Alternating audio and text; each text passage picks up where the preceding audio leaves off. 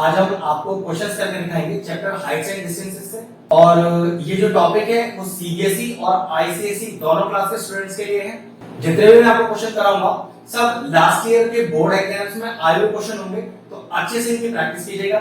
लेकिन ये वीडियो उन्हीं बच्चों के लिए जिनको Heights and distance topic clear है, मतलब उसके बेसिक्स उसके फंडे आपको क्लियर है, क्योंकि मैं आपको डायरेक्टली क्वेश्चन करके दिखाऊंगा। बेसिक पर मेरा ध्यान थोड़ा कम होगा, तो इस वीडियो को वही बच्चे देखें जिनका फंडामेंटल बिल्कुल अच्छे से क्लियर है। आपको वीडियो बहुत अच्छा समझ में आएगा। काफी सारे क्वेश्चंस करूंगा एकदम बेहतरीन वाले। तो चलिए अपना वीडियो स्टार्ट करते हैं। पहला क्वेश्चन आपके देखिए स्क्रीन पर आ रहा होगा। अब 1.5 मीटर टॉल बॉय, एक बॉय है जिसकी हाइट दी हुई है 1.5 metre, is standing at some distance from a 30 metre tall building। वो 1.5 मीटर लंबा बच्चा एक बिल्डिंग से 30 मीटर की दूरी पर खड़ा है। देखो जरा ध्यान से, पहले इस बिल्डिंग को बनाते हैं। मान लेते हैं कि ए बी वो बिल्डिंग है और उस बिल्डिंग का हाइट दिया हुआ है आपको कितना, 30 मीटर का। ठीक है, उस बिल्डिंग से कुछ दूर, पता नहीं कितनी दूर, तो मान लेते हैं उस बिल्डिंग से कुछ दूरी पर, यहां पर मान लेते हैं वो बच्चा खड़ा है और उस बच्चे की हाइट भी दी हुई है आपको कितनी, देखिए मैं इसको सीढ़ी मान लेता हूं और ये हाइट है 1.5 मीटर। ठीक है, एक बच्चा जिसकी हाइट 1.5 मीटर है वो एक बिल्डिंग से जो 30 मीटर ऊंची है कुछ दूरी पर खड़ा है। ठीक है, the angle of elevation from his eyes to the top of a building increases from 30 to 60 degree as he walks towards the building। Okay, जब ये बच्चा कुछ दूरी बिल्डिंग की तरफ चलता है तो उसका एंगल ऑफ एलिवेशन जो यहां पर था वो चेंज हो जाता है। जरा ध्यान से समझो, एक एलिवेशन तो यहां होगा, अब बच्चा थोड़ी देर चला, मान लीजिए ई पॉइंट तक चला और ई पॉइंट पे इससे उसका एलिवेशन फिर चेंज हो गया। अब देखिए यहां पर लॉजिक क्या है, आपको दो एंगल दिए हुए हैं, एक 30 डिग्री दिया हुआ है, एक 60 डिग्री दिया हुआ है। अगर हमें ये कंफ्यूजन है कि सर दो एंगल तो यहां बन रहे हैं, अब कहां रखोगे 30, कहां रखोगे 60, लैंग्वेज तो बुक की मुझे इतनी समझ में नहीं आ रही है। तो एक बहुत सिंपल सा नियम है, चेक करो, ये 90 डिग्री है ना, तो 90 के नजदीक 30 है या 60, जो 90 के नजदीक हो उसे पहले रखना है। अब 90 के नजदीक 60 होगा और उसके बाद 30 होगा, बस दिक्कत ही खत्म। तो लैंग्वेज कैसी भी हो, अगर आपको इस तरह से दो एंगल प्लॉट कर रहे हो तो याद रखना जो 90 के नजदीक वाला एंगल पहले लिख देना। ठीक है, बस ये कंफ्यूजन खत्म हो जाएगी। अब क्वेश्चन हमसे क्या कह रहा है, फाइंड क्या कराने के लिए कि find the distance he walk towards the building. तो ये जो उसने दूरी चली थी सीई, बिल्डिंग की तरफ जाने के लिए जो दूरी चली थी सी, वो दूरी कितनी है हमें वो निकालना है। मतलब मुझे सी निकालना है, जिसको मैंने एक्स मान लिया है। अब देखो जरा, जो सी है वही आपका डीएफ है, मतलब ये भी एक्स हो गया। इस दूरी को मैं क्या मान लेता हूं, इसको वाई मान लेता हूं। ठीक है, अपनी तरफ से दूरी तो कोई भी मान सकता है। मेरा मेन पार्ट है डीएफ या सी निकालना। चलो पहले अपना फिगर डिस्क्राइब करते हैं, मतलब ये फिगर में क्या क्या गिवन है, क्या फाइंड करना है, सब लिखना है। इसको बोलते हैं डिस्क्रिप्शन ऑफ द फिगर। ठीक है, तो हमें क्या दिया हुआ है, हमें दिया हुआ है height of building, height of building जो कि कितनी है आपके पास, ए बी, और वो बी कितनी हुई है 30 मीटर। लिखने का तरीका यही होता है। देखो एग्जाम में एक या दो क्वेश्चन आएंगे, तो वो दोनों क्वेश्चन जो आप करोगे वो इतने परफेक्टली लिखे हो कि अगर टीचर क्वेश्चन ना पढ़े तो आपका डिस्क्रिप्शन देखकर समझ में आ जाए कि क्वेश्चन क्या गिवन होगा। तो इस तरह का डिस्क्रिप्शन अगर आप देंगे तो फिर समझ लीजिए कि आपके मार्क्स कटने का कोई चांस ही नहीं आता। ठीक, हाइट ऑफ द बिल्डिंग हो गया, फिर और क्या दिया है, ठीक है, height of boy, height of boy CD है और वो हमें दी कितनी हुई है 1.5 मीटर। ठीक है, और क्या दिए, दो एंगल दिए हुए हैं, तो कैसे लिखते हैं इसे, एंगल ए ई, यहां नाम डालना पड़ेगा, जी डाल देते हैं। ठीक है, तो एंगल ए ई जी ये मुझे 60 डिग्री दिया हुआ है, और angle A C ji, angle A सी जी ये मुझे 30 डिग्री दिया हुआ है। अब वो चीजें लिख दो जो हमने लेट लिए। देखो CE is equal to D F is equal to x metre और F B is equal to y metre. ये हमारा लेट है। फाइंड क्या करना है, ए सी या डी एफ जो कि एक्स लेट किया वही फाइंड करना है। चलिए सॉल्यूशन डालते हैं। अब आपको दो ट्राइंगल दिख रहे हैं। अब ट्राइंगल भी चुनने का तरीका है, देखो ध्यान से। ऐसे तो मैं कह सकता हूं कि ट्राइंगल ए सी ई भी दिख रहा है। सॉरी, इस ए से ई का कोई मतलब नहीं है हमारे सॉल्यूशन में। ऐसा इसलिए बोल रहा हूं, ट्राइंगल वो चूज करना होता है जिसमें एक पूरा राइट एंगल बन रहा हो। जैसे कि ए जी ई ले सकते हो, ए जी सी ले सकते हो, ए ई सी नहीं ले सकते क्योंकि ए ई सी में कोई भी राइट एंगल नहीं है। ध्यान रखना, हाइट एंड डिस्टेंस में जब भी ट्राइंगल चूज करोगे उसमें राइट एंगल का होना जरूरी है। तो ट्राइंगल लेता हूं मैं ए जी ई, या फिर पहले ले सकते हो ए जी सी। कौन सा पहले कौन सा बाद में उसकी कोई टेंशन नहीं है, ठीक है। तो चलिए मैंने ट्राइंगल लिया, इन ट्राइंगल ए जी ई पहले लेता हूं, ए जी ई। अब ए जी ई ट्राइंगल में चेक करो, ये जो परपेंडिकुलर है ए जी, करीब करीब ये मुझे डायरेक्ट तो नहीं गिवन है लेकिन ये गिवन है, बताऊंगा किस तरह से। और बेस ई जी जो कि मैंने हाईलाइट किया हुआ है। अब क्वेश्चन आएगा सर आपने यही दो क्यों साइड ली, आप ए ई भी तो ले सकते थे। तो भाई ए ले जरूर सकता था, लेकिन ना तो ए ई गिवन है और ना ही ए ई फाइंड करना है, तो उसे लेकर फायदा क्या। हमेशा वो दो साइड का रेशियो लेना चाहिए, या तो वो गिवन हो, या उसे लेट करके बैठे हो, या उसे फाइंड करना हो, कुछ तो करना हो। अब ए तो आपको ना निकालनी है, ना गिवन है, ना कुछ है, तो फिर क्यों लेंगे। तो हमने लिया ए जी अपॉन ई जी, मतलब परपेंडिकुलर अपॉन बेस। एक चीज और बता देता हूं, राइट एंगल के सामने होता है हाइपोटेन्यूज। ये जो एंगल आपको गिवन होता है उसके सामने होता है परपेंडिकुलर, और जो बची हुई साइड होती है वो होती है बेस। ये नियम याद रखिएगा, क्वेश्चन गलती होने का चांस ही नहीं है हमारे पास, ठीक है।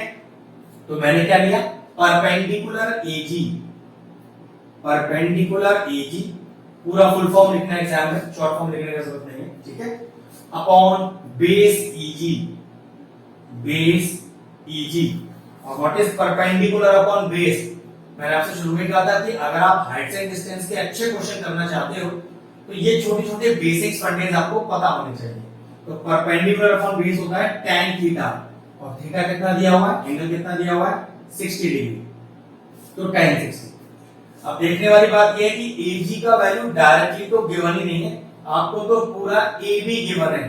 तो थोड़ा ध्यान से देखो, ये जो CD है 1.5, क्या वही आपकी GB भी है? बिल्कुल, ये जो CD है यही आपकी एग्जैक्ट GB है। तो AB पूरा पता है 30, GB पता है 1.5, तो what is the value of AG? तो पूरे AB में से GB को माइनस कर दो, ये आ गया 30 माइनस का 1.5, तो ये कितना बचेगा, ये बचेगा 28.5 मीटर। इस तरह से ही निकलेगा। चाहो तो इसको आप अपने गिवन के डिस्क्रिप्शन में डाल सकते हो। किस तरह से, देखो आप लिखोगे CD is equal to GB is equal to 1.5 metre, ये आप यहां भी कर सकते हो ना, जैसे यहां पर CD वाले केस में, ठीक। तो CD equal to GB equal to 1.5 metre, और AG कितना हो गया, AG हो गया AB माइनस का GB, मतलब 30 माइनस का 1.5, that is equal to 28.5 metre. याद रखिएगा, जितना बढ़िया डिस्क्रिप्शन होगा फिर नीचे तो चेक करने का चांस ही नहीं बचेगा, टीचर को वो वैसे ही समझ जाएगा कि अगर बच्चा डिस्क्रिप्शन इतना शानदार लिख रहा है तो क्वेश्चन क्या उसने किया ही होगा सही, एकदम बिल्कुल सही किया होगा। चलिए AG का वैल्यू ये हो गया 28.5, ठीक है। और EG हो गया हमारे पास y हमने लेट लिया है, and what is the value of tan 60? tan 60 होता है √3, तो क्रॉस मल्टीप्लाई करके चेक करिए, ये 28.5 upon √3 is equal to y। इतना क्लियर? इस रिलेशन को यहीं छोड़ देंगे क्योंकि y एक्चुअली मेरा फाइनल आंसर नहीं है, इसको तो मैं कहीं यूज करने वाला हूं। दूसरा ट्रायंगल लेते हैं। याद रखिएगा ट्रायंगल वही लीजिएगा जिसमें राइट एंगल मौजूद हो, AGC, ठीक है। तो इन ट्रायंगल AGC, फिर वही परपेंडिकुलर AG पता है, बेस सीजी जो मुझे x प्लस वाई मिल जाएगा। ठीक है, तो कैसे लिखूंगा, perpendicular AB upon base CG. Again what is perpendicular upon base, ये होता है tan थीटा, और थीटा कितना डिग्री दिया है, 30 degree. What is AB, AB is 28.5। What is CG, CG का पूरा वैल्यू चेक करो, ये प्लस ये, मतलब CG और DB बराबर है बेटा, तो x plus y. What is tan 30, tan 30 का वैल्यू होता है 1/√3। क्रॉस मल्टीप्लाई करते हैं, तो क्रॉस मल्टीप्लाई करके आएगा ये x plus y is equal to 28.5√3। y हम निकाल चुके हैं, y डाल देते हैं, तो x प्लस या 28.5 अपॉन √3 इज इक्वल टू 28.5√3। ये 28.5 अपॉन √3 इधर चला जाएगा, x is equal to 28.5√3 minus का 28.5 अपॉन √3। चलिए एलसीएम लेते हैं, तो x is equal to LCM कितना आ गया, √3 आएगा, तो 1 में कितना मल्टीप्लाई करोगे, √3 आ जाए, √3 इनटू ऊपर वाला नंबर, बिल्कुल सिंपल एलसीएम ले रहा हूं, माइनस √3 में कितना मल्टीप्लाई करो, √3 आ जाए, 1 इनटू ऊपर वाला नंबर, ये कितना आएगा देखो, √3 इनटू √3 इज 3 इनटू 28.5 जो कि होता है 85.5 माइनस का 28.5 अपॉन में √3। अब डिनोमिनेटर में रूट नहीं छूटता, हमें उसे रेशनलाइज करना पड़ेगा। चलिए ऊपर भी पहले सॉल्व कर लेते हैं, तो x इज इक्वल टू ऊपर सॉल्व करके आ रहा है 57 अपॉन √3। चलिए रेशनलाइज कर देते हैं इसको भी। ठीक है, ये कितना आ गया, x is equal to 57√3 upon √3 into √3। 3 check करो, ये 57 3 कैंसिल आउट हो रहा है क्या, 3 1 जा 3, 3 9 जा 27 बिल्कुल हो रहा है। x is equal to 19√3। याद रखिएगा आंसर यहां नहीं छोड़ सकते, इसको डेसिमल फॉर्म में आंसर देना पड़ेगा, तो 19 इनटू 1.73 मल्टीप्लाई करके जो भी आंसर आएगा लिख देते हैं उसको, तो ये सॉल्व करके आएगा 32.87 मीटर। तो उस बॉय ने जो दूरी चली थी टुवर्ड्स द बिल्डिंग वो कितनी थी, वो थी 32.87 मीटर। क्वेश्चन फिनिश हो गया।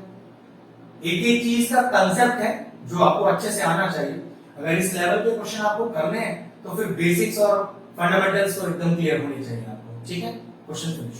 चलिए नेक्स्ट क्वेश्चन आपके स्क्रीन पर आ रहा होगा, मैं अपनी बुक से पढ़ता हूं कि a tower stand on a horizontal plane is surrounded by a flat stand. एक टावर है, ये देखिए ध्यान से, एक टावर है, मान लीजिए इसका नाम मैं ए बी ले लेता हूं, उस टावर के ऊपर एक झंडा लगा हुआ है ना, is surrounded by a flag stand. तो चलो ठीक है, इसके ऊपर एक झंडा लगाते हैं, ये लीजिए, और एक झंडे की लंबाई AC कर लेते हैं। ठीक है, तो टावर हो गया आपका AB और उसके ऊपर झंडा लगा हुआ है AC। At a point on a plane 70 metre away from the tower, एक ऐसा पॉइंट प्लेन पर जो उस टावर से 70 मीटर दूरी पर है। मान लीजिए ये जो D पॉइंट है ये टावर से 70 मीटर दूर है भाई। A point on a plane which is 70 metre away from the tower, क्या कह रहा है, an observer notice that the angle of elevation of the top and bottom of the flag stand. यहां पर कोई ऑब्जर्वर खड़ा है और वो टॉप और बॉटम पर देख रहा है। ध्यान रखिएगा, यहां से फ्लैग स्टैंड के टॉप पर, तो पहले टॉप जोड़ दीजिए और फिर यहां से फ्लैग स्टैंड के बॉटम पर। ध्यान रखिएगा, पहले टॉप वर्ड यूज किया है, बाद में बॉटम, तो जो एंगल पहले दिया होगा वो टॉप में जाएगा और जो बाद में दिया होगा वो बॉटम पर जाएगा। तो पहला एंगल 60 डिग्री है, तो ध्यान रखिएगा ये टॉप तक जुड़ेगा 60 डिग्री और बाद वाला एंगल है 45 डिग्री। ये वाला फिर से नियम समझ लीजिए कि 60 45 मुझे कैसे पता चला कि टॉप पर 60 जुड़ेगा और बॉटम पर 45। तो कह रहा है देखो, eight a point on a plane 70 meter away from the tower, then observer noticed that the angle of elevation of the top and bottom of the flag stamp। तो टॉप पहले यूज किया है, बॉटम बाद में, तो जो पहले angle दिया है वो टॉप में लगेगा और जो बाद में एंगल दिया है वो बॉटम में लगेगा। Find the height of the flag stamp and that of the tower. कह रहा है फ्लैग स्टैम्प की हाइट भी निकाल के दिखाइए। और टावर की हाइट भी निकाल के दिखाइए, दोनों निकालिए। तो पहले फिगर का डिस्क्रिप्शन करना है, कैसे लिखते हैं फिर समझ लीजिए एक बार। Height of flag, height of flag जो मैंने सी ए माना हुआ है, कितना लू, x मीटर। तो इसको कैसे करेंगे फिर, लेट, क्योंकि दिया नहीं है ना, लेट मान रहा हूं तो लेट लिखना जरूरी है। इसी तरह से let height of tower, tower है टीबी और ये कितना लेट लिया मैंने, h मीटर, ठीक है। दूरी बीडी दी हुई है, तो लिखेंगे डिस्टेंस बीडी कितना, 70 मीटर। दो एंगल भी दिए हुए हैं, तो एंगल ADB, एंगल ADB कितना है, 45 डिग्री। और एंगल CDB, CDB कितना है, 60 डिग्री। ये लीजिए, हो गया डिस्क्रिप्शन। अब सॉल्यूशन अपना, तो ट्रायंगल कौन सा चुनेंगे, याद रखिएगा वही ट्रायंगल चुनना है जिसमें 90 डिग्री आता है। तो CAD ट्रायंगल मत चुन लेना, CAD में कोई राइट एंगल नहीं आ रहा है। तो दो ट्रायंगल कौन से चुन सकते हो, CBD, दूसरा ABD। ध्यान रखिएगा यही दो ट्रायंगल चुनने, पहला कौन सा चुने दूसरा कौन सा चुने उसकी कोई टेंशन नहीं है, आगे पीछे ट्रायंगल चुना जा सकता है, ठीक है, लेकिन ट्रायंगल सही चुनना है। तो चलो पहले बड़ा वाला ले लेते हैं। तो इन ट्रायंगल CBD, CB और D, CBD ट्रायंगल में परपेंडिकुलर, कौन सी परपेंडिकुलर चेक करो, CB अपॉन बेस BD। फिर समझ लेते हैं, पहले बड़े ट्रायंगल की बात करते हैं, CBD। पहले तीनों साइड बताते हैं कौन सी साइड कौन सी है। ये जो राइट एंगल है उसके अपोजिट हाइपोटेन्यूज, ये जो 60 डिग्री का एंगल है उसके सामने वाली साइड परपेंडिकुलर, और बची हुई साइड बेस। हमेशा ध्यान रखें राइट एंगल के ऑपोजिट हाइपोटेन्यूज, जो आपको एंगल गिवन है, एक्यूट एंगल जो गिवन है ये 60 डिग्री 45 डिग्री, उसके सामने वाली साइड परपेंडिकुलर, बची हुई side base. Perpendicular upon base, ये कौन से ट्रिग्नोमेट्रिक रेशियो का रेशियो दिया हुआ है, ये दिया हुआ है tan थीटा का, और थीटा कितना है 60 डिग्री, ठीक है। tan थीटा होता है perpendicular upon base. Now perpendicular कितना, मतलब CB की वैल्यू कितनी चेक करो, मैंने ली हुई है x प्लस h BD, वो मुझे क्वेश्चन में गिवन है 70, और what is tan 60, tan 60 is √3, cross multiply करो तो h plus x is equal to 70 √3। थोड़ी देर के लिए इसे यही छोड़ देते हैं, इसका यूज आएगा आगे अभी। दूसरा ट्रायंगल लेते हैं, ट्रायंगल ABD। चलिए, तो इन ट्रायंगल ABD फिर से चेक करो कौन सी दो साइड का रेशियो लेना है, परपेंडिकुलर AB जो मैंने लेट ली हुई है, बेस BD जो क्वेश्चन में गिवन है। तो फिर से वही perpendicular AB upon base BD, और what is P upon B, what is perpendicular upon base, भाई यहां पर भी तो वही रिलेशन लिया है tan थीटा, और एंगल कितना है tan के साथ 45 डिग्री। चलिए वैल्यू डालिए, AB कितना है, AB है h अपॉन BD जो कि है 70, और what is the value of tan 45, भाई इसकी वैल्यू तो याद होनी चाहिए, भाई बहुत आसान वैल्यू है 1, क्रॉस मल्टीप्लाई कीजिए, h का वैल्यू कितना आ गया 70 मीटर, मतलब जो हाइट ऑफ द टावर है वो तो आ गया। अब ऊपर का फ्लैश का हाइट निकालना है, तो देखो एक रिलेशन पता है मुझे यहाँ पर क्या, कि x plus h is equal to 70 √3, ठीक है। यहां से h का वैल्यू पुट कर दो, इसे 70 को उधर ले जाओ,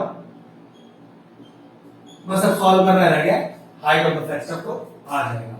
x is equal to 70 common, √3 minus का 1, आगे सॉल्व करो तो x इज इक्वल टू 70, अब √3 का वैल्यू होता है 1.73 माइनस का 1, तो कितना बचेगा 0.73। बस अब करना क्या है, 70 को 0.73 से मल्टीप्लाई करना है, और ये मल्टीप्लाई करके आएगा 51.1 मीटर। तो height of the flash cup भी आ गया, हाइट ऑफ द टावर भी आ गया। अच्छा क्वेश्चन था, बढ़िया प्रैक्टिस कीजिएगा। तो अपने अगले क्वेश्चन की तरफ बढ़ते हैं। चलिए नेक्स्ट क्वेश्चन आपके स्क्रीन पर आ रहा है, मैं अपने बुक से पढ़ता हूं। The length of a string between a kite and a point on the ground is 90 metre. Okay, एक डोर की लंबाई दी है, वो डोर की लंबाई किस किस के बीच में है, पतंग और नीचे बेस में कोई पॉइंट है, उसके बीच की दूरी आपको यहाँ पर 90 मीटर दी हुई है। मतलब वो जो डोर जिससे पतंग उड़ रही है उसकी लंबाई 90 मीटर है, काइट और उस पॉइंट होना ग्राउंड के ऊपर, ठीक है, जिसे मैं ए भी मान लेता हूं। If the string makes an angle of theta with the ground level, okay, मान लीजिए ये स्ट्रिंग ग्राउंड के साथ थीटा का एंगल बनाती है, such that tan theta is equal to 15 upon 8, और एक रिलेशन क्वेश्चन में गिवन है कि tan theta 15 upon 8 इसी को यूज करना है आपको। How high is the kite, तो बताना है कि ये जो काइट है एक्चुअली कितनी ऊंचाई पर उड़ रही है। एकदम आसान क्वेश्चन है।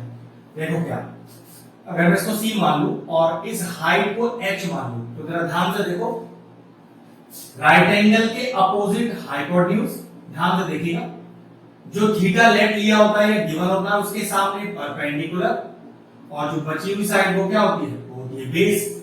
तो चेक करो, परपेंडिकुलर निकालना है और हाइपोटेन्यूज गिवन है, तो p अपॉन h, जो कि रिलेशन किसका होता है, साइन थीटा। लेकिन एक प्रॉब्लम है भाई, क्वेश्चन में तो tan थीटा ही गिवन है, अब tan थीटा को यूज करके साइन थीटा कैसे निकालेंगे, वही लॉजिक है इस क्वेश्चन का। चलिए सबसे पहले क्या करते हैं, आगे बढ़ने से पहले इस फिगर का डिस्क्रिप्शन कर देते हैं। पहले तो लिखते हैं हाइट AC, और लेट करेंगे साइड को, let height AC is equal to h metre.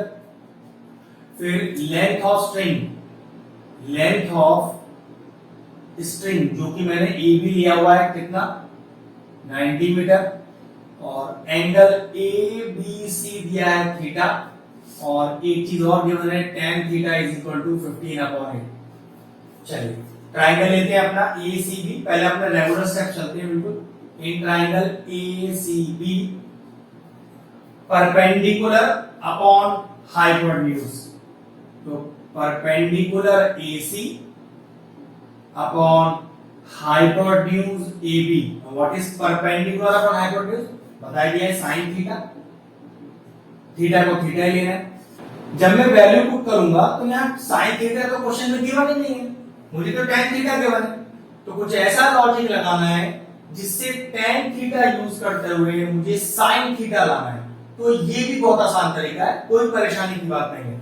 देखो अब tan थीटा कौन सी दो साइड का रेशियो है, एक बार निमोनिक बताता हूं पूरा।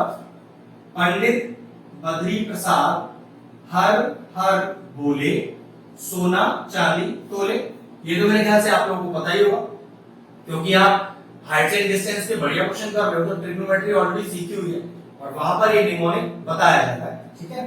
तो ये सोना चांदी तोले में ये हो गया सोने का साइन थीटा, चांदी से हो गया कॉस थीटा, और तोले से हो गया tan थीटा। तो कह सकते हैं एक तरह से परपेंडिकुलर आपको दिया हुआ है 15 और बेस आपको दिया हुआ है 8। एक चीज का ध्यान रखना, अगर इस तरीके को यूज करोगे निकालने के लिए बोर्ड एग्जाम में, तो ध्यान रखना गलती मत कर देना, इसको 15 नहीं लिखना है और इसको 8 नहीं लिखना है, क्योंकि देखो ये तो साइड का रेशियो है और आपने तो AC की दूरी 15 लिख दी है, BC की दूरी 8 लिख दी है। हमेशा याद रखना, रेशियो को अगर आपको डिस्टेंस की फॉर्म में यूज करना है तो ऑलवेज यूज अ कांस्टेंट। तो इसको लिखोगे 15K 8K। फिर समझ लिए मैंने K क्यों लगाया है।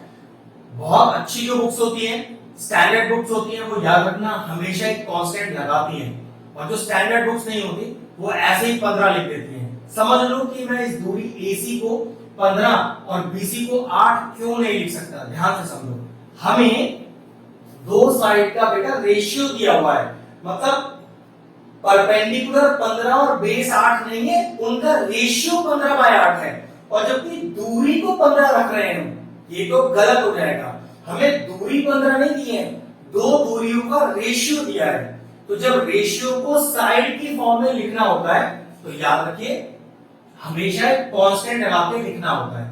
इससे हमारे आंसर में फर्क नहीं पड़ेगा, लेकिन प्रेजेंटेशन यही सही है, वरना ये क्वेश्चन आपका एग्जाम में गलत हो जाएगा, ठीक है। देखिए जरा, तो अब P हो गया आपका 15 के, B हो गया आपका 8 के। तो सबसे पहले क्या करते हैं, AB निकाल लेते हैं। कैसे? By using Pythagoras theorem.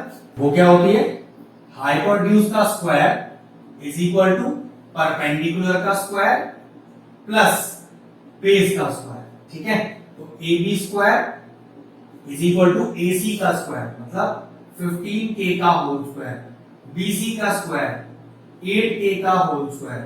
15 का स्क्वायर इज 225, K स्क्वायर अपनी जगह पर, 8 का स्क्वायर इज 64, K स्क्वायर अपनी जगह पर। जोड़ दीजिए कितना आ गया, ये आ गया 289 K स्क्वायर। AB की वैल्यू तो रूट लग जाएगा यहाँ पर, तो AB इज इक्वल टू रूट 289 K स्क्वायर, और 289 किसका रूट होता है, 17 का, K स्क्वायर रह गया K। तो what is the value of AB? AB का वैल्यू हो गया 17K। याद रखिए, यही इकलौता तरीका है इस तरह से सॉल्व करने का। इस रेशियो को डायरेक्टली साइड की तरफ मत लेना, वरना ये एग्जाम में गलत माना जाएगा। लॉजिक मैंने आपको समझा दिया। साइड का रेशियो दिया है और आप साइड को डायरेक्टली 15 और 8 रखने की सोच रहे हो, तो वो गलत है।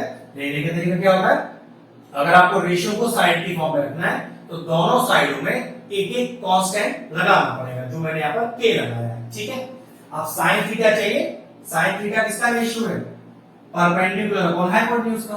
तो परपेंडिकुलर है 15 के, ध्यान से देखिए, और हाइपोटेन्यूज अभी निकाला है 17 K, is equal to sine theta. कट गया कैसे के, देखो कोई फर्क नहीं पड़ा।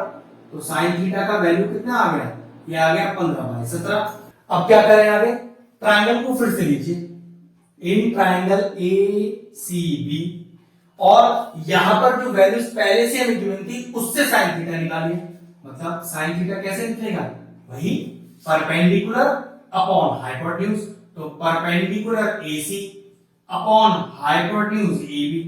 AC कितना है भाई, ये तो अपने पास S था, ये हम उन वैल्यूज की बात कर रहे हैं जो शुरू में हमने ली थी। ठीक है, और AB ये हमें 90 के वाले।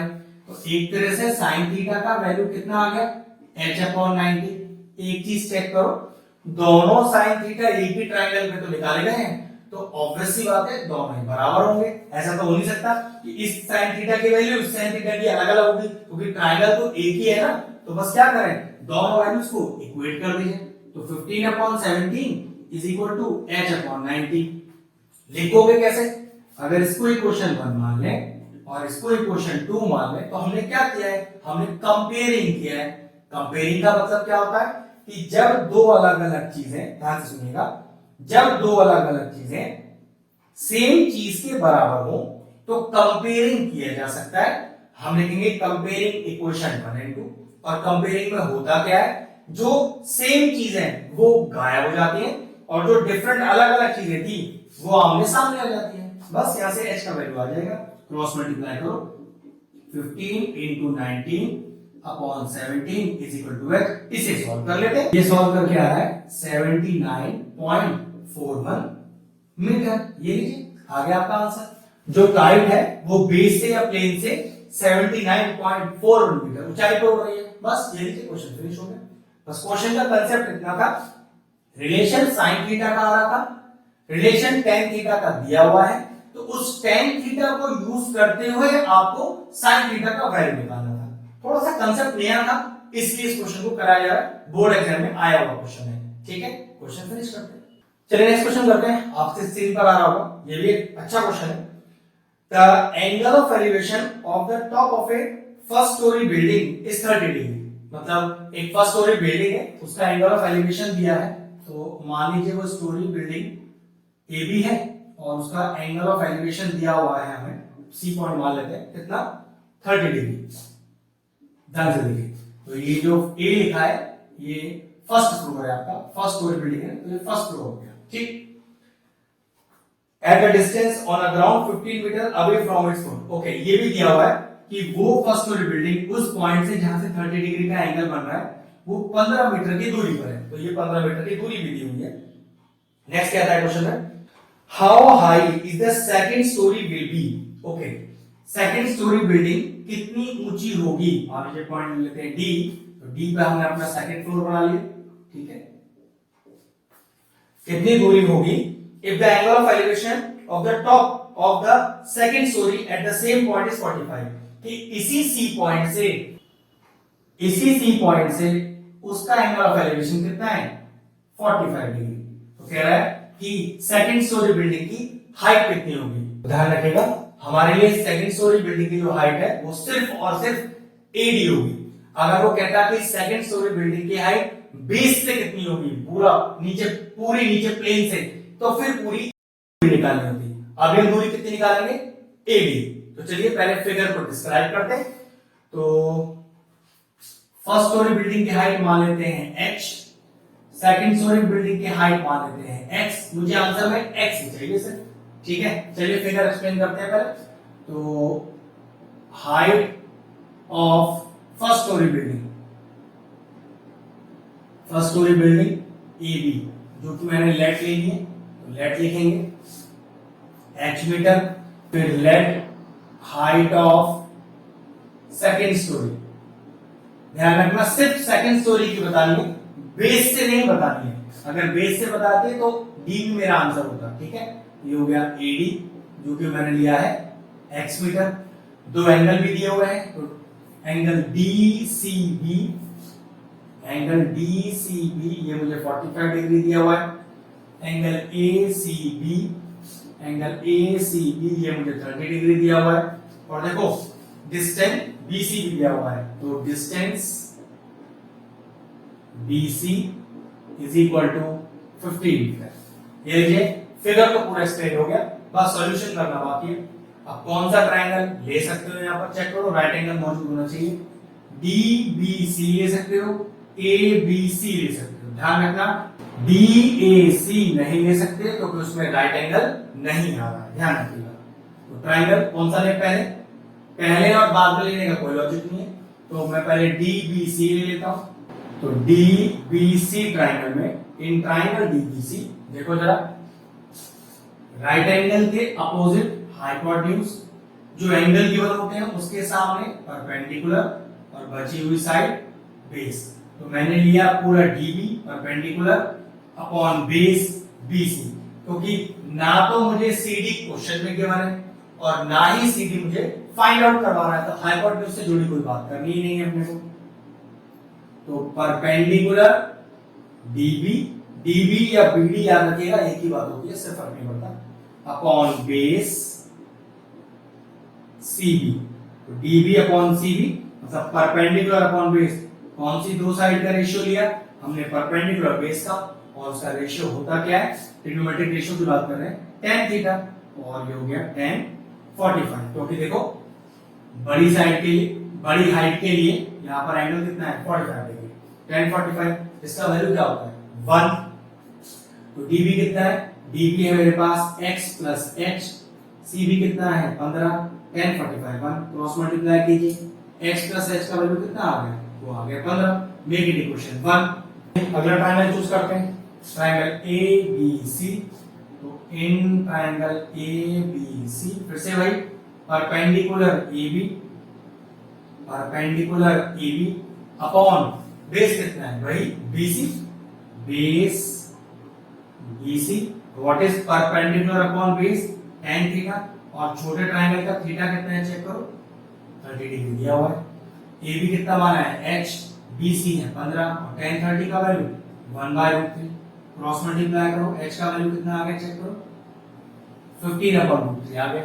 अब इस h की वैल्यू को जहां पर करिए x निकल जाएगा, x मेरे ख्याल से मुझे फाइंड आउट करना था, बात बन जाएगी। तो मुझे क्या पता है कि x प्लस h की वैल्यू 15 है, जिसमें h मैंने अभी निकाल लिया कितना 15/√3 इज इक्वल टू 15। ये इधर आ गया, x is equal to 15 minus 15/√3, LCM ले लो, तो √3 एलसीएम आ गया, तो √1 में कितना मल्टीप्लाई करो √3 आ जाए, √3 इनटू ऊपर वाला नंबर, माइनस √3 में कितना मल्टीप्लाई करो √3 आ जाए 1 इनटू ऊपर वाला नंबर। अगर आप इस वीडियो में इतना आगे आ चुके हैं तो ये बात कंफर्म है कि आपको वीडियो पसंद आ रहा होगा, तो क्यों ना हमारे वीडियो को लाइक कर दें और चैनल को सब्सक्राइब कर दें, और साथ में जो बेल आइकन लगा हुआ है उसको जरूर हिट कर दें, जिससे कि आगे आने वाले वीडियोस का नोटिफिकेशन आपको मिलता रहे। नेक्स्ट है x इज इक्वल टू चाहो तो 15 कॉमन ले लो, कितना आ जाएगा √3 - 1/√3। इस डिनोमिनेटर वाले √3 को रैशनलाइज भी करना पड़ेगा क्योंकि डिनोमिनेटर में रूट कभी रहता नहीं है। ये हमने क्लास 9 में सीखा था नंबर सिस्टम चैप्टर में। x देखो कितना आ गया 15। √3 का वैल्यू होता है 1.73, 1.73 - 1 इज 0.73 और √3 का वैल्यू 1.73 होल अपॉन √3 into √3 3 5 से 15। तो फाइनल हमारा मल्टीप्लाई के लिए क्या रह गया 5 into 0.73 into 1.73। तो इस सारा जब मैंने मल्टीप्लाई किया तो मेरा आंसर आया 6.31 मीटर्स। ये लीजिए आगे बढ़ना आंसर। ये जो सेकंड स्टोरी बिल्डिंग की कुल हाइट है, सेकंड स्टोरी की मतलब फर्स्ट फ्लोर से ऊपर वाली उसकी हाइट है 6.31 मीटर। Question finish. चलिए नेक्स्ट क्वेश्चन आपकी स्क्रीन पर आ रहा है। अच्छा क्वेश्चन है कि from the top of A building PQ, okay, एक बिल्डिंग है जिसकी हाइट PQ बता रखी है और चेक करते हैं क्या उसकी दूरी भी दी हुई है, लंबाई। जी हाँ 60 मीटर की है वो बिल्डिंग, ये भी दिया हुआ है 60 मीटर हाइट। कहता है कि द एंगल ऑफ डिप्रेशन, मतलब आप बिल्डिंग के टॉप पर खड़े हो P पॉइंट पर और बॉटम पर देख किसको रहे हो, top and bottom of A vertical lamp post RS। Okay, एक लैंप पोस्ट है उसकी भी हाइट RS जो दी हुई है हमें। आप इस P पॉइंट से इस R को देख रहे हो और इसी P पॉइंट से S को भी देख रहे हो। ध्यान रखिएगा एंगल ऑफ डिप्रेशन बोला हुआ है, इसका मतलब ये है कि आप P पर खड़े हो और P पर खड़े होकर R और S को देख रहे हो। तो यहाँ पर एक डिप्रेशन वाली लाइन भी बनानी पड़ेगी अपने को, ठीक है। नाम डाल देते हैं इसको M, यहाँ डाल देते हैं N और एंगल किस तरह से दिया हुआ है देखो, are observe to be 30 degree and 60 degree respectively. सबसे बड़ी बात कि सर कहां 30 डिग्री आएगा और कहां 60, ये तो बड़ा कंफ्यूजिंग है। तो ध्यान रखो क्वेश्चन में टॉप वर्ड पहले है तो पहला एंगल टॉप को मिलेगा, बॉटम वर्ड बाद में है तो बॉटम तो सेकंड एंगल बाद वाले को मिलेगा। लिखा है angle of depression of top and bottom, तो पहले टॉप बोला हुआ है तो पहला एंगल 30 डिग्री बोला हुआ है तो टॉप को 30 मिलेगा, बॉटम को कितना है एंगल दूसरा 60 डिग्री, कुछ इस तरह से। फिर कह रहा है find the horizontal distance between PQ and RS। Okay, PQ और RS के बीच की दूरी निकालनी है। चलिए इसको मैं x लेट ले लेता हूं, देखो ये x निकालना है मुझे। And also find the difference between the height of the building and the lamp post. कितना है building PQ, lamp post RS और दोनों की बीच की दूरी का डिफरेंस निकालना है, हाइट का डिफरेंस निकालना है। जब दोनों दूरी आ जाएंगी तो माइनस कर दूंगा तो दो चीजें हो गई। तो सबसे पहले डिप्रेशन एंगल को डिनोट कैसे करते हैं, ये लाइन जो PR वाली है ना ये 30 डिनोट कर रही है, यहीं से ये 30 डिग्री ऐसे डिनोट करेगी और ये जो PS की लाइन 60 डिग्री दिखा रही है ना, यही PS जुड़ता हुआ हमें 60 डिग्री दिखाएगा। याद रखना अगर ये डिप्रेशन एंगल नहीं दिखाएगा और क्वेश्चन में डिप्रेशन दिया हुआ है तो स्ट्रेट अवे 0 मिल जाएगा, क्वेश्चन चेक ही नहीं होगा, ठीक है। चलिए और डिप्रेशन एंगल डिस्क्रिप्शन में कैसे दिखाते हैं वो भी बताऊंगा, पहले फिगर को एक्सप्लेन करते हैं। तो लिखेंगे हाइट ऑफ, ये हमें दी हुई है बिल्डिंग, जी हाँ, तो हाइट ऑफ बिल्डिंग और ये बिल्डिंग को डिनोट कैसे कर रहे हैं PQ से और ये दी हुई है हमें 60 मीटर। इसी तरह से हमें लैंप पोस्ट का हाइट नहीं दिया हुआ तो लिखेंगे, चलिए यहाँ लेट कर देते हैं पहले, तो इसको मैं H मान लेता हूँ, ठीक है। तो लिखेंगे let height of lamp post कितना RS से डिनोट कर रहे हैं और ये मैंने H मीटर लेट लिया है। एक दूरी SQ जो निकालनी है वो मैंने लेट ली है, लिखेंगे let distance SQ is equal to X metre. ये सारे मेरे लेट है, ठीक है, दो लेट है गिवन।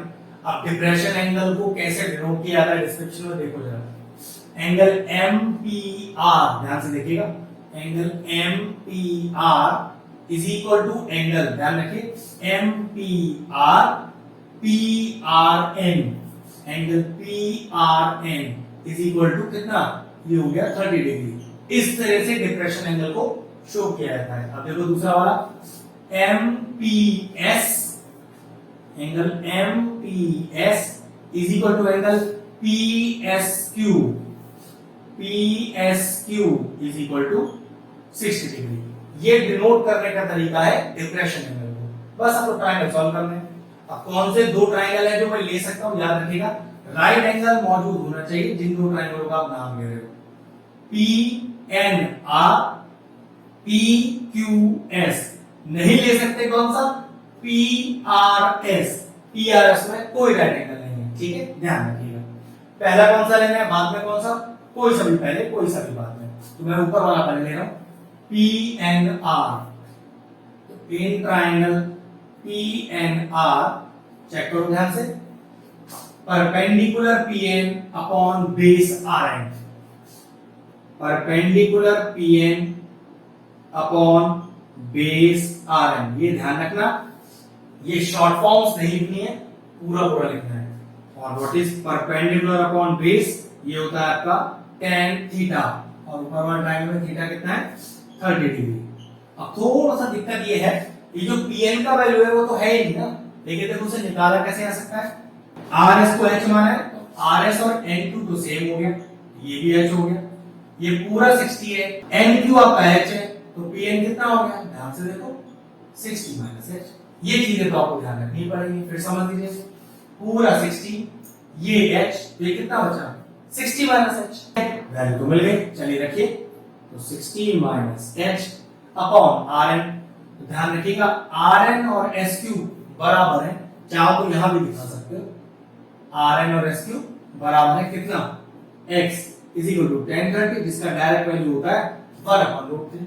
क्रॉस मल्टीप्लाई कर दो, तो √3 60 minus h is equal to x। थोड़ी देर के लिए छोड़ देते हैं, फिर देखेंगे बाद में इसका कैसे यूज करना है। दूसरा ट्रायंगल लेते हैं, ऊपर वाला तो ले लिया, छोटा ट्रायंगल बड़ा लेते हैं, PQS।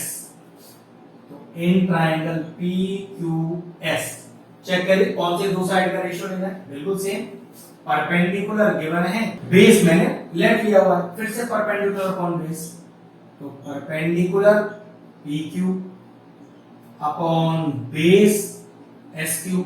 P अपॉन B कितना होता है tan थीटा, और नीचे वाले ट्रायंगल में थीटा कितना है, वो 60 डिग्री दिया है। PQ का पूरा वैल्यू है 60 अपने पास, यहां देखो PQ 60 दिया हुआ, तो 60 अपॉन SQ लेट लिया हुआ x, और what is tan 60 √3। Cross multiply करके यहां से किसका वैल्यू निकालो, यहां से x का वैल्यू निकालो। देखो जरा, इसको अगर मैं इक्वेशन 1 मान लूं और इसको इक्वेशन 2, तो ध्यान से देखने वाली बात यह है, जो पीछे वाले क्वेश्चन मैंने आपको बताई थी, दो अलग अलग चीजें, ध्यान से देखिएगा, दो अलग अलग चीजें एक ही चीज के बराबर हैं, दोनों ही x के बराबर है, तो हम क्या कर सकते हैं, हम कर सकते हैं कंपेयरिंग। देखेंगे कंपेयरिंग इक्वेशन 1 एंड 2, और कंपेयरिंग में करते क्या है, ये जो सेम चीज है x साफ कर दो, हटा दो ऐसे, और जो डिफरेंट चीजें हैं, जो अलग अलग चीजें लिखी हैं, उन्हें आमने सामने रख दो। तो लिखा कंपेयरिंग इक्वेशन 1 एंड इक्वेशन 2। चलिए x तो हट गया, और जो डिफरेंट चीजें हैं वो आमने सामने आ गई, तो ये आपके पास कुछ ऐसा आ गया। क्रॉस मल्टीप्लाई करो, √3 से √3 3 आ गया, 60 minus h is equal to 60, ये वाला 3 नीचे चला जाएगा, 60 अपॉन 3 कितना बचेगा 20, तो 60 माइनस का 20, तो उधर जाके h हो गया प्लस का, तो what is the value of h, h आ गया 40 मीटर। अब मेरा लैंप पोस्ट वो तो आ गया 40, तो देखो मुझे क्या चाहिए था, मुझे डिफरेंस चाहिए था बिल्डिंग और लैंप पोस्ट में। बिल्डिंग PQ कितनी दी हुई है, PQ मुझे 60 दी हुई है, RS जो मैंने अभी निकाली 40, तो what is the difference between building and lamp post, वो तो आ गया 20 मीटर। एक चीज और चाहिए थी कि भाई ये जो लैंप पोस्ट है वो बिल्डिंग कितनी दूर है आपस में, तो x था, देखो चेक करिए वो तो पहले ही आ चुका है 60 अपॉन √3, सही से सॉल्व कर देते हैं, x is equal to 60 upon √3। याद रखिएगा डिनोमिनेटर में रूट नहीं छोड़ते कभी भी, रैशनलाइज करना पड़ेगा, तो 60 √3 अपॉन √3 into √3 20 टाइम्स कैंसिल हो गया, तो 20 into √3 का वैल्यू 1.73, मल्टीप्लाई कर लेते हैं, मल्टीप्लाई करके आ रहा है 34.6 मीटर। ये लीजिए आ गया आपका जो दोनों बिल्डिंग और लैंप पोस्ट है उनके बीच की दूरी है 34.6 मीटर। क्वेश्चन फिनिश हो गया। चलिए नेक्स्ट क्वेश्चन करते हैं, आपकी स्क्रीन पर आ रहा है। क्वेश्चन है तो आसान लेकिन थोड़ा सा ट्रिकी है, ठीक है देखते हैं। कह रहे कि a 12 metre height tree, a 12 metre height tree, okay, एक मान लीजिए ए बी उस ट्री का हाइट है और वो हाइट हमें 12 मीटर दिया हुआ है। कह रहा है is broken by the wind, मतलब ये कहीं से मान लीजिए इस सी पॉइंट से टूट गया है, ठीक है, विंड ने इसे तोड़ दिया। इन सच अ वे दैट कि टूटने के बाद it stop touches the ground. मान लो ये ए सी टूट गया, मतलब इस तरह से टूटा और जाके ये बेस पर नीचे ऐसे लग गया, मतलब ये ए वाला पॉइंट एक्चुअल में यहां हो गया। अब क्वेश्चन कह रहा है at an angle of 60 degree with the ground, और वो अब उस टूटी हुई जगह से बेस के साथ 60 डिग्री का एंगल बना रहा है। At what height from the bottom of the tree, मतलब नीचे से बॉटम से ट्री किस ऊंचाई पर ब्रोकन बाय द विंड, तोड़ा गया है विंड के द्वारा। मतलब अगर मैं इस दूरी को h मान लूं तो चेक करो ये कितना हो गया 12 माइनस h, और सोचो ये AC 12 माइनस h ही तो नीचे जमीन पर जाके टिक गया है, ये भी हो गया 12 माइनस h। बस क्वेश्चन का यही कंसेप्ट आपको ध्यान रखना है कि अगर ये दूरी h मान ली जाए तो ये दूरी 12 माइनस h हो जाएगी, और ये AC दूरी टूट के ही जमीन पर गिर गई है, इस तरह से कोण बना रही है 60 डिग्री का, तो AC 12 माइनस h हो जाएगा। क्वेश्चन में क्या फाइंड करना है कि नीचे से कितनी ऊंचाई पर विंड ने उस पेड़ को तोड़ा है, मतलब आपको BC निकालना है, जिसको मैंने h माना है, मतलब फाइनल आंसर हमारा h ही होगा, ठीक है। तो थोड़ा सा लेट कुछ ले लेते हैं, वैसे लेट की जरूरत है नहीं, ऑलरेडी लेट जो h मैंने लिया है बस वही लेट है इसका। देखो पहले डिस्क्रिप्शन करते हैं। Height of tree, height of tree वो कितना है AB, और ये है 12 मीटर, और क्या दिया है हमें, देखो let BC is equal to h metre, then तो अगर आपका BC h है तो फिर AC कितना हो गया, AC हो गया पूरे 12 में से h माइनस कर दीजिए। याद रखिएगा ये AC और ये AC सेम ही है, ठीक। तो जरा ट्राइंगल दो, इन ट्राइंगल CBA ध्यान से देखिएगा, परपेंडिकुलर को मैंने लेट माना है और हाइपोटेन्यूज मैंने निकाल लिया है, तो कैसे लिखेंगे, perpendicular CB upon hypotenuse AC। तो what is perpendicular upon hypotenuse, वो होता है sin थीटा, और थीटा कितना दिया है मुझे 60 डिग्री। चलिए वैल्यूज डालिए, तो h upon 12 minus h is equal to sin 60, sin 60 का वैल्यू होता है √3 अपॉन 2, क्रॉस मल्टीप्लाई कीजिए, 2h is equal to √3 12 minus h, अंदर में मल्टीप्लाई करिए, या फिर देखो एक स्टेप और भी है, 2h इस √3 को मल्टीप्लाई करे बिना आप जरा नीचे ले आओ, देखो इससे आपको स्टेप थोड़ा आसान लगेगा। h को एक तरफ कर लो तो 2h upon √3 plus h is equal to 12, यहां एलसीएम लेना पड़ेगा, तो 2h upon √3 plus h is equal to 12, LCM आ गया कितना √3। अब √3 में कितना मल्टीप्लाई करो, √3 आ जाए 1 इनटू ऊपर वाला नंबर, प्लस 1 में कितना मल्टीप्लाई √3 आ जाए √3 इनटू ऊपर वाला नंबर इज इक्वल टू 12।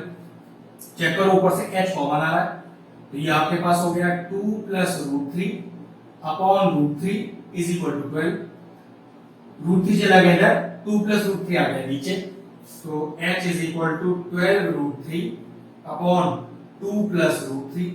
अब नियम कहता है कि डिनोमिनेटर में रूट नहीं छोड़ते, रैशनलाइज करना पड़ेगा, वो किसी भी तरीके से कर लो, ये वाला स्टेप आएगा ही आएगा आपके पास, ठीक है, तो करके दिखा देंगे।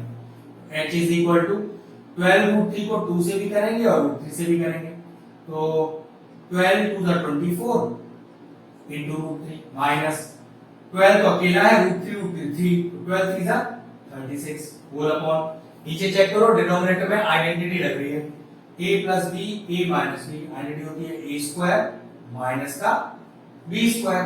अगला स्टेप देखो, तो ये लिखा है h इज इक्वल टू 24 √3, और ऐसे अगर 24 को √3 की वैल्यू से मल्टीप्लाई करें तो आंसर आएगा 41.52, ये मल्टीप्लिकेशन आना ही चाहिए, माइनस का 36 होल अपॉन 2 का स्क्वायर 4 माइनस √3 का स्क्वायर, मतलब √3 इंटू √3 3 होता है, तो नीचे चेक करो 4 माइनस 3 1, अब नीचे डिनोमिनेटर लिखने का जरूरत नहीं है, तो 41.52 माइनस का 36 माइनस कर लो, तो 41.52 और 36.00 माइनस हो जाएगा, तो ये आएगा 2, ये 5, 11 में से 6 गया 5 और बस ये इतना ही आएगा।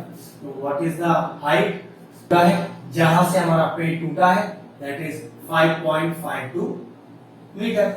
Therefore the required height is 5.52 metre. Question finish हो गया। अगर स्टूडेंट्स को हमारे लेक्चर्स पसंद आ रहे हैं, उन्हें अगर समझ में आ रहा है, उनकी नॉलेज अपडेट हो रही है, तो हमारे चैनल को सब्सक्राइब कर लें और हमारे वीडियो पर कमेंट भी कर दें, शेयर कर दें और लाइक भी कर दें, जिससे कि आगे आने वाले वीडियोस का नोटिफिकेशन आपको मिलता रहे।